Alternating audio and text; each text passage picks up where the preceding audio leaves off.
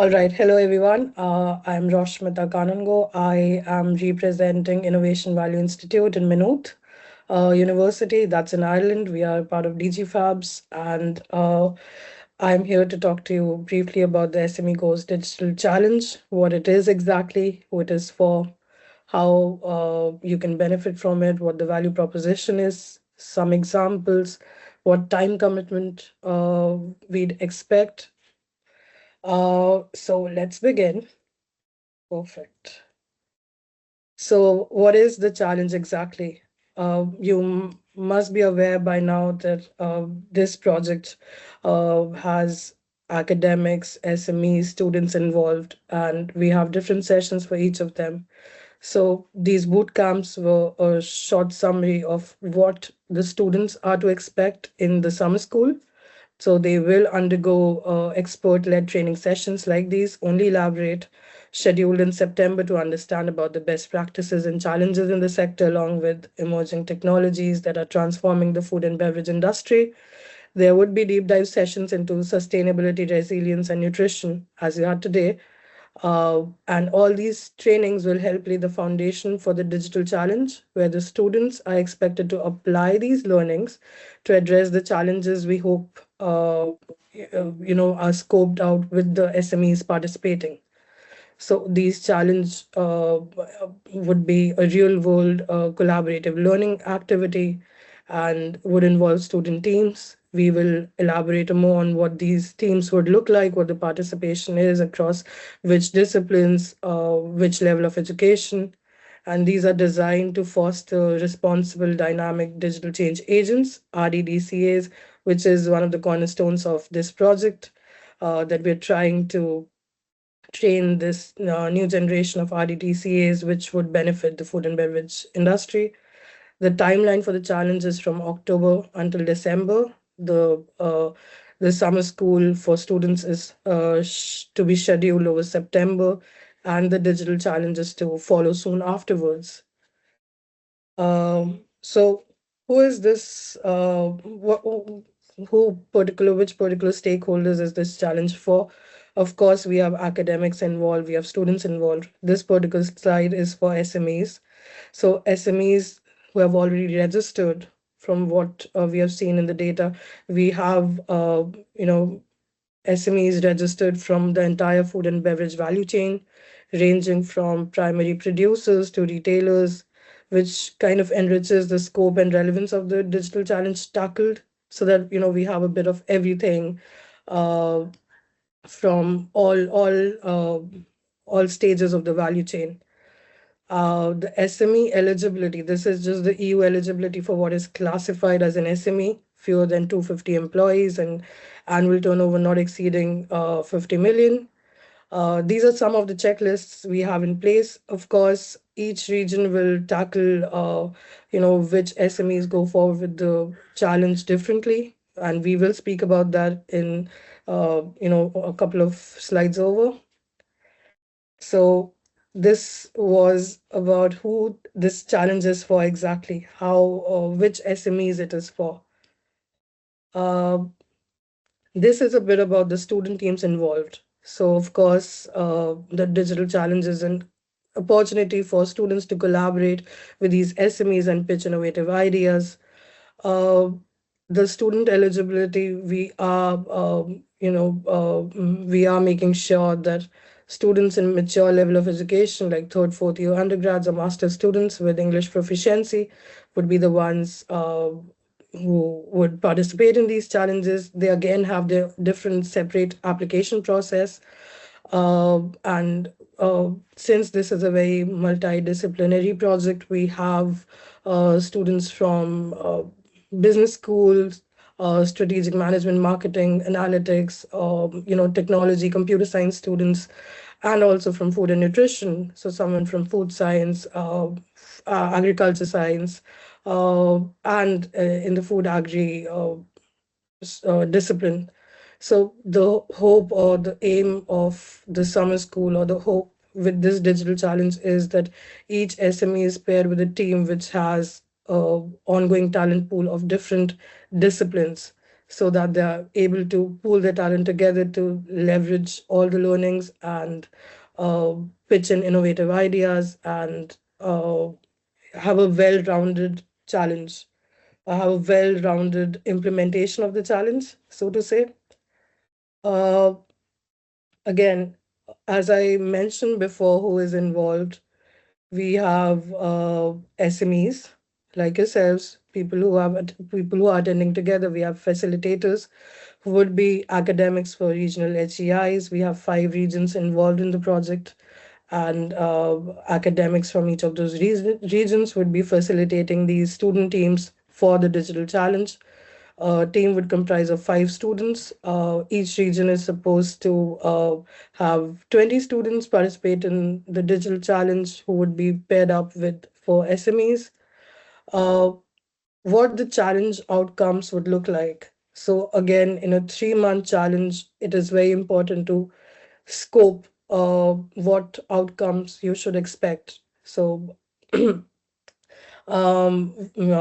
these could be things like proof of concepts, prototypes, technology roadmaps, innovation roadmaps, or business model canvas, value proposition, or go to market strategy. And of course, this is not an exhaustive list. There's a lot that can be done. And the application process, or when the regional HEIs outreach to businesses who have registered, we'd scope out a lot more things that you have in mind that you want to achieve and what can be done in the expected time frame. But these are just examples of what the outcomes might look like. This is another a more elaborate example of a challenge. For example, this is a food and beverage company that wants to digitalize their inventory or production tracking. Again, the challenge that we have set up has 3 phases. It is quite flexible, but the phases are classified as sensing opportunities, seizing opportunities, and transforming opportunities. And these follow a month by month. These phases go from one month to the next. So for sensing opportunities for this particular example, for example, a company wants to digitalize the inventory or production tracking. Students can hold workshops or begin the mapping the SME's existing inventory production processes, or often paper-based, fragmented, processes across spreadsheets, and through workshops or discovery workshops or mural workshops, if it's virtual, they can identify inefficiencies and recommend work on what challenges or what gaps need to be addressed. The second phase, seizing opportunities, is where they come up with ideas, the sensing opportunities is a problem identification phase. The seizing one would be where they come up with ideas, proposing feasible tools or processes or systems that that could be tailored to the SME's technical comfort and budget. And they could co-design workflows to minimize disruption. And also, when we say here offer hands-on training, it means a bit of a demo for the prototype on how they could increase their efficiency. Uh, and the transforming opportunities phase is where the proof of concept is implemented. And this enables SMEs to see the real-time visibility into stock levels, expiry dates, another all the myriad of details that would make production tracking easier for them. And this would, of course, enable SMEs to shift from reactive decisions to proactive planning, uh, in case it's reducing waste, or improving cash flow, or enabling scale up, readiness for more advanced automation. And it also depends on the maturity level for the SMEs, whether it's a small enterprise or a medium enterprise, what operations they already have in place. This is just one example. Um, Another example that we have here is for a company is hoping to improve its traceability or compliance.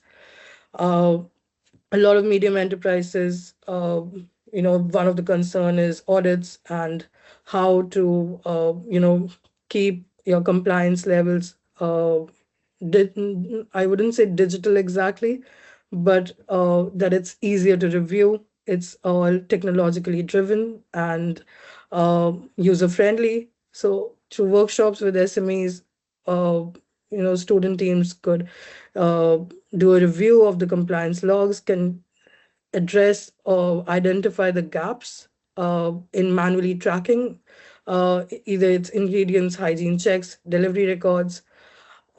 Seizing opportunities is where student teams could evaluate, easy traceability tools that could be implemented, and they could develop workflows that could ensure regulatory data is securely stored, easily retrievable. Transforming opportunities uh, is where the prototype or the proof of concept enables SMEs to gain improved audit readiness and build trust with their supply chain partners. Again, traceability opens new market opportunities, and this is just an example. Uh, we have a third example here for sustainable technology solutions. Sustainability is a big fundamental part of companies in the food and beverage sector. We have a dedicated deep dive session for that, even for the summer school. In this example, for student teams could identify sustainability pain points with particular SMEs, uh, be it food waste during packaging, and they could conduct discovery workshops, analyze utility data. Second step, seizing opportunities, where teams, design monitoring setups and um, that help SMEs visualize their environmental footprint. These also suggest operational changes that align with both business goals and sustainability goals if the SME already has outlined sustainability goals. Now, of course, we have ESG standards in place, which are very important for big companies, big players in the food and beverage sector, but it can also be very important for small businesses. It improves access to funding. A lot of ESG focused investors look for these initiatives in place. They attract ethically minded customers and meet supply chain requirements for large partners, or at the very least, you're future proofing your business against regulatory challenges. So, of course, the third step, transforming opportunities, which would be the third month of the challenge, the prototype lets SMEs embed sustainability into its identity and operations. How it would look is very different for different companies, whether you're business that is in production or you're a retailer. It's uh, different challenges for different companies. The scoping would be, of course, led by regional partners. Uh, this is what the draft schedule looks like for the challenge. So we have the challenge is over 3 months, and we are well aware SMEs are limited on time and resources. Hence, the challenges aspire to be very flexible. We have uh, different parts or different tasks in each week of each month, and they are tagged here color coded according to whether it's mandatory, flexible, or subject to availability. As you could see for SMEs, the tasks or the outline activities are quite flexible. We do recommend that the more you are involved with the project, the better outcomes you would expect. The more you engage with the student teams, the more you engage with the facilitator, the better outcomes you could expect. Over the course of 3 months, in month one, the students would be expected to have regular open working sessions, and that follows for each month.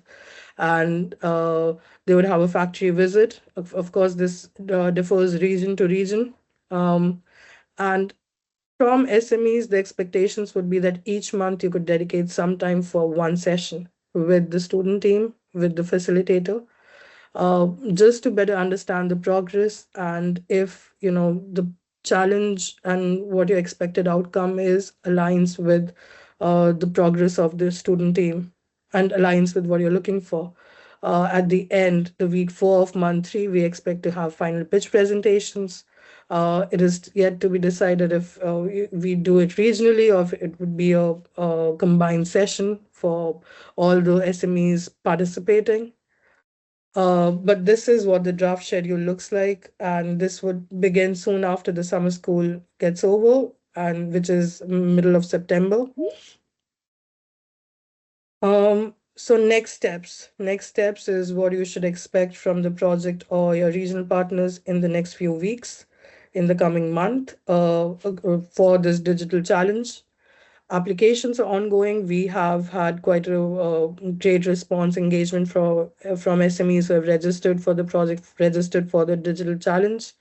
Each region would be, reaching out to these companies, and they would have different processes in place to select the companies that would be going forward with the digital challenge.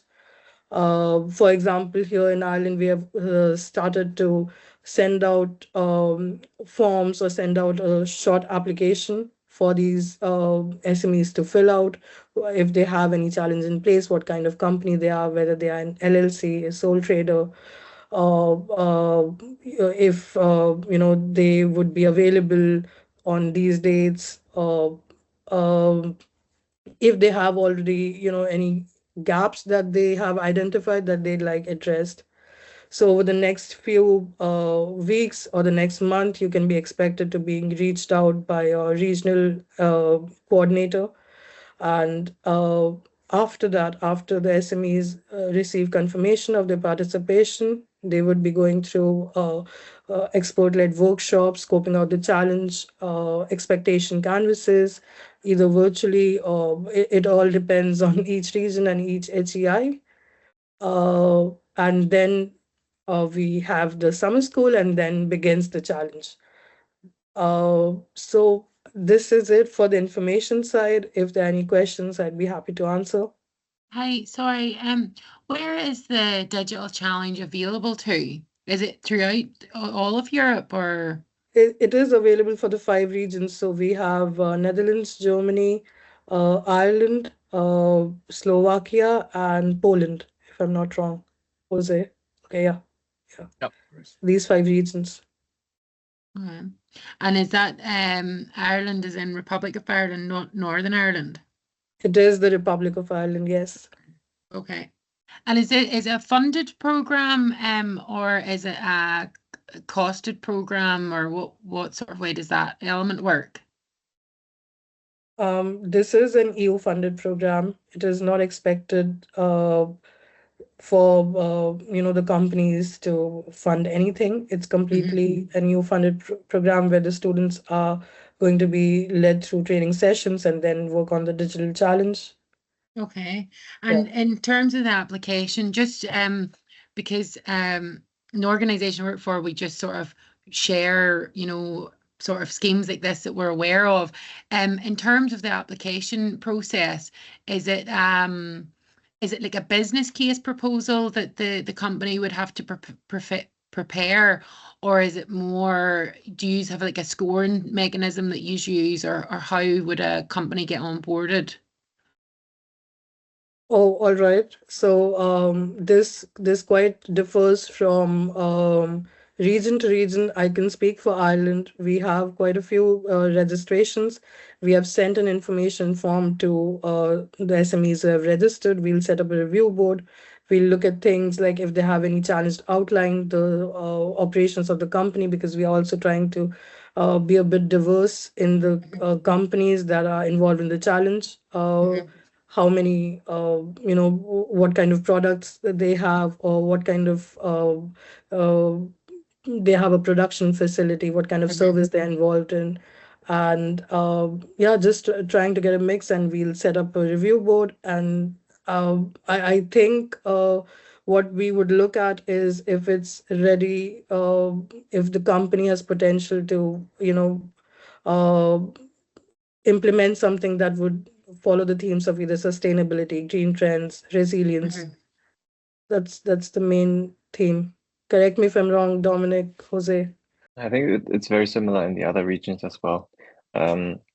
initially we linked it with the interest for this bootcamp, right? So in the bootcamp registration, there was also the option to highlight an interest, and then we just double check that we have a good mix of different opportunities, both for the students, for the companies, for the educators, and we also plan to build a community of all the participating companies along the challenge, so that we have a good exchange of ideas, good exchange of knowledge to foster digitalisation, digital transformation in the SME food and beverage sector. Okay. And is it sorry, just is it I see when you're saying student, is it a student that you provide a student, or is it a nominated person within the company goes on like a learning course, or is it more a student is provided into a company for the 12, is it 12 weeks, I think? When you say 12 weeks, I wouldn't say a student is provided to the company. It's more of a collaborative effort where student teams would be expected to set aside a couple of hours each week to work on the challenge, on the project. I don't presume there'd be much of an on-site exchange. Okay. It might differ region to region if, there are regions or companies that can make it happen. If it's locally feasible, then sure. But that is not something we have in mind yet. Okay. Okay. Yeah, that's right. There will be some touch points to be scheduled, to be uh, arranged between the SMEs and the students and perhaps the institution. And then if they are to have an on-site, then it will have to be a common agreement that suits everyone, I guess. So it will be case by case. Okay. But in order to also enable the potential for an on-site, we are looking for more local companies around the area of the respective university in each of those countries that we mentioned, based on the participants in our project.